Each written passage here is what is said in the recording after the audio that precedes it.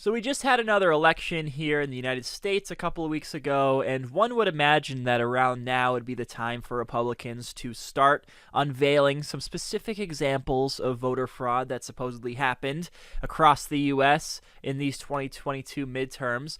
And it's because they've been focusing on it nonstop as an issue for their party. They've also started a bunch of state level law enforcement units that were set up to investigate specific voter fraud instances. And so one would think that with this being their first opportunity to unveil the truth about double voting by Democrats and Democrats voting for their dead grandma and people putting the wrong kind of sauce on the ballot and all these different things, you'd think that they would be talking about this stuff nonstop, but actually they've been very much hush-hush, and that's because in Florida, Georgia, and Virginia, where these election fraud agencies were created, all backed by Republicans, they just don't have the examples to put forward to people, and it shouldn't be so much of a surprise that they're coming up short because we know, and we've known this whole time, that voter fraud is incredibly rare in the United States. Every study that we have on this, the Brennan Center of Justice study, for example, show that it's like a handful of cases out of billions of votes cast across many, many different election cycles that you have someone who's provably committed fraud.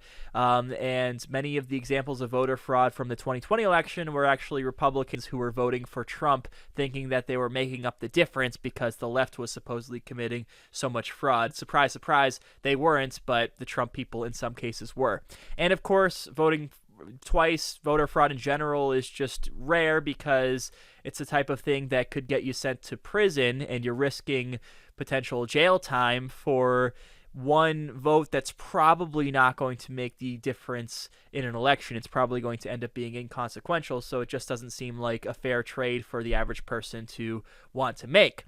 That's why when DeSantis wanted to do his voter fraud stunt earlier this year and find people to charge and arrest for voter fraud, he had to choose people who thought that they actually were able to legally vote, thought that they had their rights restored from the ballot measure in Florida back in 2018 on restoring felon voter rights.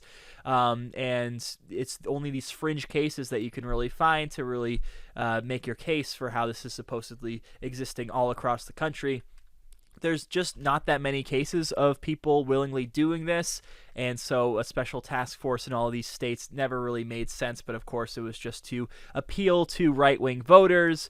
But even so, they're not succeeding at doing that because they're not able to come up with at least just a couple of cases to parade out to people and say that this is systemic across the entire country. It's only been a couple weeks, so maybe we'll just have to give them more time. But sadly, Republican voters will just look at this all, and even if there's a lack of evidence, they'll say, oh, see, that means that Democrats have gotten especially good at rigging the elections because they can cover their tracks so easily, and it means that we have to pour even more resources into trying to catch them.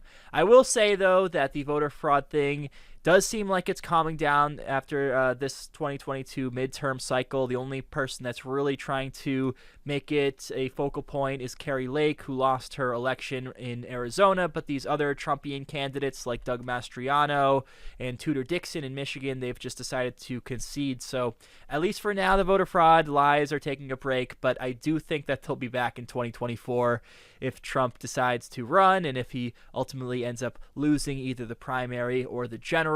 So they're taking a break from this narrative now, but you best believe it's probably going to come back.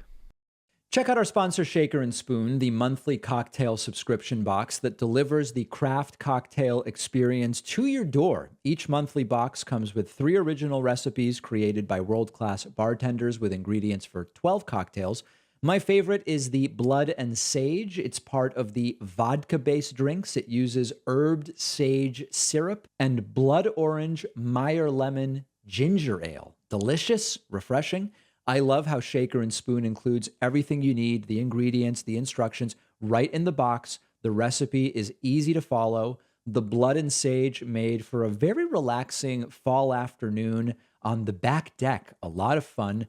With Shaker and Spoon, you don't need to seek out hard-to-find cocktail ingredients or buy full-size containers of things you'll use once. This is way more convenient. Shaker and Spoon introduces you to spirits and flavor combinations you may never have otherwise discovered, and it is a fantastic holiday gift. Give the gift of an awesome experience. Shaker and Spoon giving you $20 off your first box. Go to shakerandspoon.com/Pacman and use the code Pacman. The link is down below.